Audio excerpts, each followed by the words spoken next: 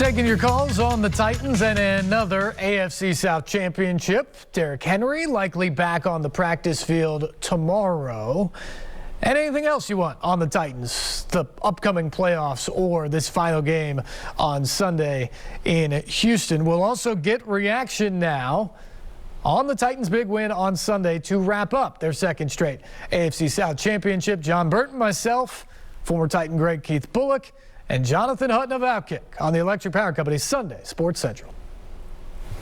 All right, fellas, the Titans celebrate a second straight division title after a thorough beatdown of the Miami Dolphins. Keith, it was all there for them today, and they went out and took care of business. Yeah, they definitely did, JB, and that's what you have to do in this type of game, this type of year. Go out and handle your business. The offense sputtered at first, but the defense, once again, made plays early and kept Tua and the Miami Dolphins offense off balance and gave that Titans offense the opportunity to come back and assert themselves like they did. Really, really impressive team performance. And Jonathan, other than Deontay Foreman's big rushing day, the offensive stats aren't gaudy, but as Keith mentions, they got to it. Was this the team's best complementary performance? We always hear them talk about that since they went on that long winning streak earlier in the year. Oh, for sure, Steve. Brett Kern was excellent. He pinned the Dolphins deep. The defense made life tough on Tua, and the offense scored after being set up with solid field position. That's how they scored the first touchdown of the game. The defense forced a 3-and-out after a Kern punt, and then the offense went on an 8-play, 46-yard drive. They know their identity. They're protecting the football, and the defense continues to find takeaways. They want to play your best ball in December. That's exactly what the Titans are doing. December and January, they've now won 3 of their last 4. Titans playing their best football and now in charge of their own destiny.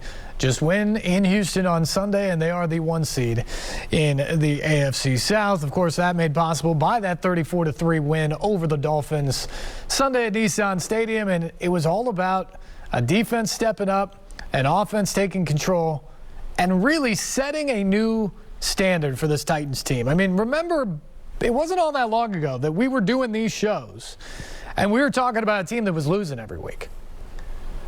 Taylor Lewan, for instance, was drafted in the first round in 2014. In his first 2 seasons, he won 5 games. The Titans went 5-27 over those first 2 years that Taylor Lewan was in. That's when Amy Adams-Strunk took over. That's when she hired John Robinson as the GM. Since that time, the Titans have had 6 straight winning seasons. The only team in the league that has a longer streak of consecutive winning seasons is the Kansas City Chiefs. The Titans have had 6 straight winning seasons since Amy Adams-Strunk became the controlling owner and since John Robinson became in charge of this team as the general manager. Mike Mularkey got them to a playoff in year 2, won a game in the playoff, in fact, and they made the gutsy call to say that that wasn't good enough, that they thought there was another level that this team had to get to, and they went out and they hired Mike Vrabel.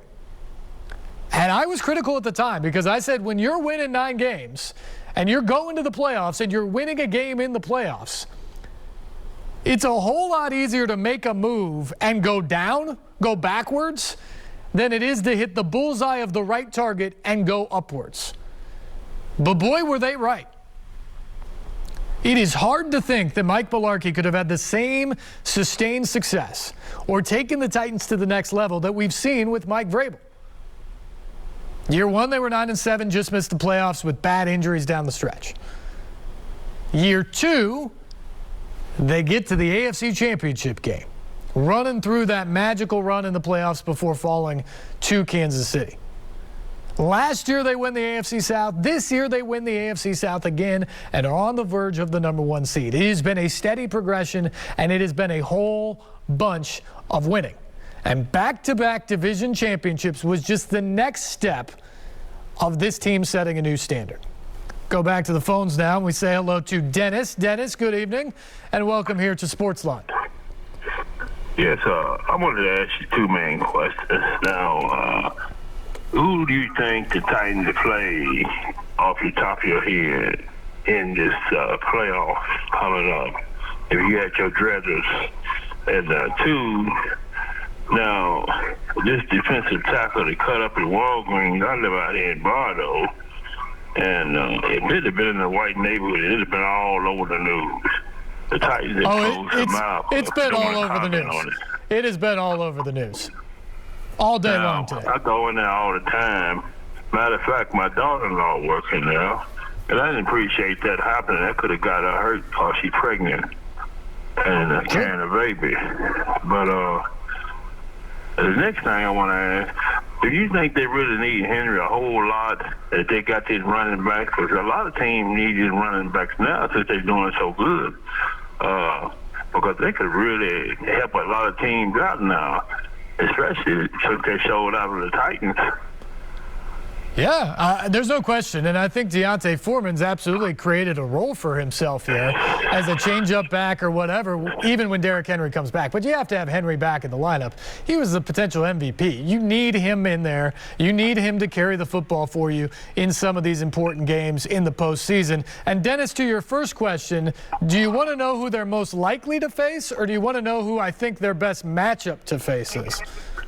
What most who they likely to face? Okay. Well, it's a little difficult to know that, and we appreciate the call, Dennis. Happy New Year. It's a little difficult to know without having the full playoff picture. But at the moment, here's what we do know.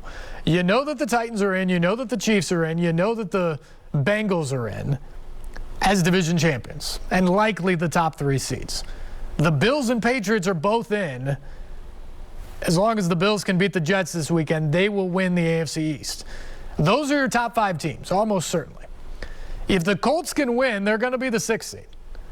And then the 7th seed is likely to be the winner of the Chargers and the Raiders on Sunday Night Football. There is a scenario where Pittsburgh can sneak its way in. There's a scenario where both of the teams on Sunday Night Football get in if the Colts lose. So there's some jostling on the back end there. But given who's left to play, it looks likely that the Colts are going to be the 6th, and then the 7's whoever wins that Oakland and LA game. From a Titans perspective, they're going to face the lowest remaining seed as long as they get the 1 seed. If they get the 1 seed in the bye, they'll face the lowest remaining seed. So then you got to think, can one of those AFC West teams beat the Chiefs? I doubt it. We haven't seen that down the stretch. Chiefs have been playing very, very well. So I think the Chiefs probably win. Can the Colts beat the Bengals? Yeah, I think they can, given the way that Jonathan Taylor's been rushing and the way Indianapolis has played down the stretch. And can the Patriots beat the Bills? They already won at Buffalo earlier this year, but they lost just a couple of weeks ago in Foxborough. I think Buffalo's playing better right now, late December, early January, than New England is. So I think your most likely opponent, if you're the Titans in that next game, would be a 3rd meeting with the Colts. And boy, would that be quite the grudge match to see that happen. But, man, that's probably what you're going to see. If one of the AFC West teams upsets the Chiefs, you'd see them. You'd see them over the Colts because that's the position that the Titans have put themselves in. But I think the most likely low seed that you'll see would be the Colts. If everything holds the form, you probably get the AFC East representative, whether that be the Bills or the Patriots, in that game. I think if you're looking for someone to play, gosh, I think you'd love to see New England a second time. Because again, you're talking about a team that you've already faced, but you faced them without Derrick Henry, without A.J. Brown, without Julio Jones. All those guys figured to be on the field for the playoffs, including a healthy Henry. You ran the ball for 270 yards in that game in New England. Even though you lost, you ran for 270 yards. The Titans should be able to run the ball at them. They should have more in the passing game to go against them. And while he's played well this year, I don't believe Mac Jones is ready, at least yet, to go in and win games in the playoffs, especially on the road. So I think you'd love to see that matchup. I think you wouldn't mind seeing either of those teams from the AFC West that isn't the Chiefs. I think the toughest matchup, honestly, of the low seeds would be the Colts. And I think the best matchup of the high seeds, although they've beaten the Bills a bunch, and I don't think they'd be worried about facing them again, I think the best matchup is the Bengals. I think that playing a team that wants to pass it when you can peel your ears back and go after the pass, go after the quarterback with the pass rush, I think that suits the Titans defense. And I also think there's something about being in the playoffs. Having been there before, the Bengals have no one who's been there before. I think that could play in the Titans' advantage as well. So those are the possibilities. But again, it's very difficult to know exactly until we see the final bracket at the end of this weekend. And even then, because of the way it's set up as the top seed, you get the lowest remaining seed. So even then, it's not like this team or that team. It's the lowest remaining team, which is the benefit of being the top seed for sure. We'll take a break. When we come back, much more straight ahead. Phone line still open, 737-7767. This is SportsLine on News Channel 5+.